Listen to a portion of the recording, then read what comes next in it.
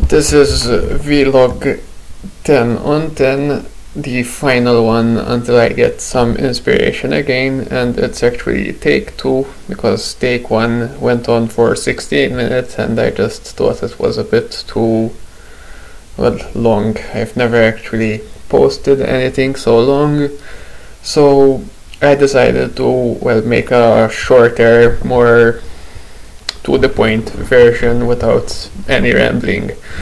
So I'm going to talk about first what I like to call my own pet theory, which is not really mine because probably someone actually came up with something like this quite some time ago, someone who actually gets paid to do this kind of stuff.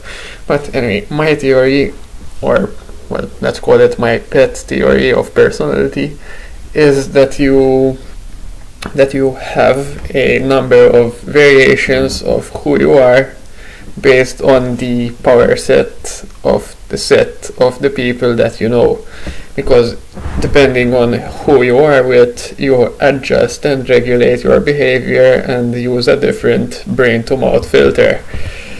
And this actually I remembered it, or it was brought to the surface of my attention when I read this article about radical honesty. So this journalist actually did a good piece of investigative journalism and actually went to the horse's mouth and tried his hand at radical honesty. He goes about what he tried, what he did, and what he didn't like, and this was a very interesting read. But eventually he quits the policy of radical honesty because it was getting, well, it's downright blunt. No brain to mouth filter and no mouth to everyone else filter. Just be yourself, and just say whatever strikes you as true at any given moment. And it's interesting, and with my theory of multiple personalities depending on who you are with, he actually referenced something that sounds ridiculously like it, in that the discrepancies that he experienced with his personality, well, and holding things back from people depending on who they were in the social situation. And he expressed the finding, or the feeling, that these kind of personality differences wouldn't happen if you're honest, or if you're equally honest with everyone you talk to. Of course, it doesn't really work because, well, sometimes you just have to have better social graces than just the pure and simple truth. But he actually did it until at a certain point he came to in a social situation where he just couldn't actually tell the truth without, well, he gave the other person a break. But he actually has some very interesting insights, both the journalist and the author.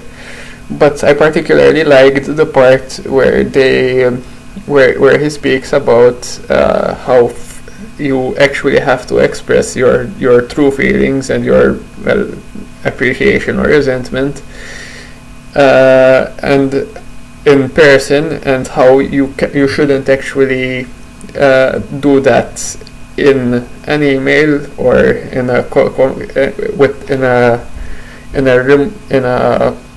with remote communication, because he described the feeling of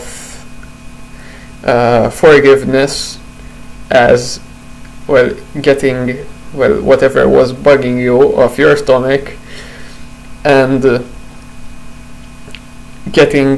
being in that other person's face until your body language and your feelings normalize. And I thought that was a very interesting take on what forgiveness is biologically. But my other takeaway was, well, sometimes this being internally consistent and telling more truth than you otherwise would is perhaps a good idea, but I don't think we should go to just telling the truth, the full truth, and nothing but the truth, because, well, as I've read in multiple places, well, today actually, when I was doing some follow-up research, well, our society is based on those lies and small social graces that radical honesty tells us to do without. So let me know what you think. Cheers.